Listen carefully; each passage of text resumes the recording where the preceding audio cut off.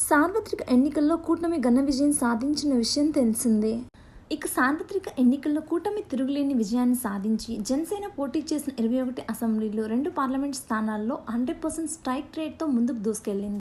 కూటమి గెలుపు కోసం ఆయన శక్తి వంచన లేకుండా కృషి చేశారు. ఈ నేపథ్యంలో జనసేన పార్టీ అధినేత పవన్ కళ్యాణ్ ఈ నెల 26వ తేదీ నుంచి 11 రోజుల పాటు వారాహి అమ్మవారి దీక్ష చేపట్టనున్నారు.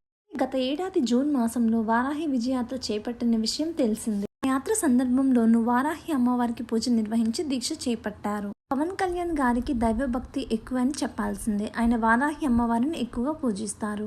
ఎన్నికలకు ముందు కూడా రాష్ట్ర వ్యాప్తంగా యాత్ర చేసేందుకు సిద్ధం చేసుకున్న వాహనానికి కూడా వారాహి పేరు పెట్టిన సంగతి తెలిసిందే. ఆంధ్రప్రదేశ్ ఎన్నికల్లో ఘన విజయం సాధించడంతో ఈ ఏడాది కూడా దీక్ష చేపడుతున్నారు. ఇందులో భాగంగా కేవలం పాలు పండ్లు ద్రవ ఆహారం తీసుకుంటారు. సాధారణంగా ఇది నవరాత్రి దీక్షన 9 రోజులు కూడా చేస్తారు. కానీ పవన్ కళ్యాణ్ గారు 11 రోజుల పాటు తమ పాలనకు ఎలాంటి అడ్డంకులు రాకుండా ఉండాలని సుదీర్ఘంగా ఈ దీక్ష చేపడుతున్నారు. నా ఛానల్ని సబ్స్క్రైబ్ చేసి వీడియో చూసిన ప్రతి ఒక్కరికి నా హృదయపూర్వక ధన్యవాదాలు. ఇలాగే మీ సపోర్ట్ ఎప్పుడు ఉండాలని కోరుకుంటున్నాను. మీకు కనుక ఈ వీడియో నచ్చినట్లయితే లైక్ చేసి షేర్ చేసి ఇలాంటి మరిన్ని లేటెస్ట్ అప్డేట్స్ కోసం మన ఛానల్ని సబ్స్క్రైబ్ చేయండి.